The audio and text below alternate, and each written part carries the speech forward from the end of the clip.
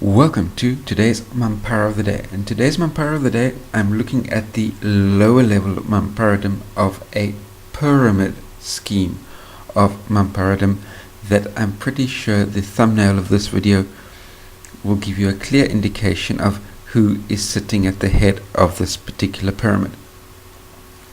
Today's Mampara is Shaun Abrams. And who's Shaun Abrams? Shaun Abrams is the head of the NPA in South Africa, the National Prosecuting Authority. And what Shaun Abrams has done is he's issued a summons for Finance Minister Pravin Gordhan to appear in court on the 2nd of November on fraud charges. Now, taking into account here that Pravin Gordhan, together with the outgoing Public Protector Thuli Madonsela, have stated that they are targeting specifically graft, specifically corruption, whereby certain politically connected and politically appointed people are raiding the National Treasury. So Pravin Gordhan needs to appear in court on the, as I said, the 2nd of November. This is exactly 7 days after Pravin Gordhan is due to be giving his medium-term budget speech. So 7 days after giving his medium-term budget speech, and the medium-term budget speech is the one in which Pravin Gordhan states what the country is going to be spending money on over the course of the next 6 months.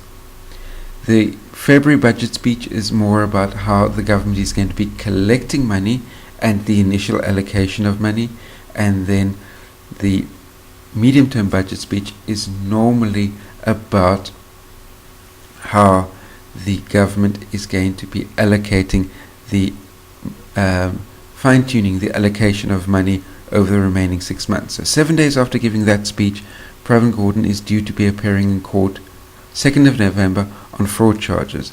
This just happens to be approximately 2 to 3 weeks before the international rating agencies rate South Africa on whether or not South Africa's sovereign debt gets downgraded to junk status. The interesting factor is that immediately upon issuing the summons to Pravin Gordhan, the South African rand dropped 3.4% against the US dollar, and the yield on government bonds went up 23 basis points to 8.93%. So which means that the immediate reaction to that is the cost of government debt has gone up 23 basis points like that when Pravin Gordhan gets issued his summons, and the rand has plummeted 3.4% in a matter of 60 to 90 minutes after the summons being issued.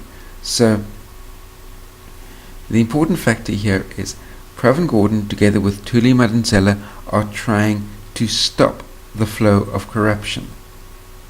So who do you think is actually pulling the strings at the head of this summons being issued on Pravin Gordhan for him to appear in court 7 days after his budget speech? Now surely anybody thinking logically will be able to see that this is a way of being able to exert pressure to influence what Pravin Gordhan says in that speech on the 26th of October.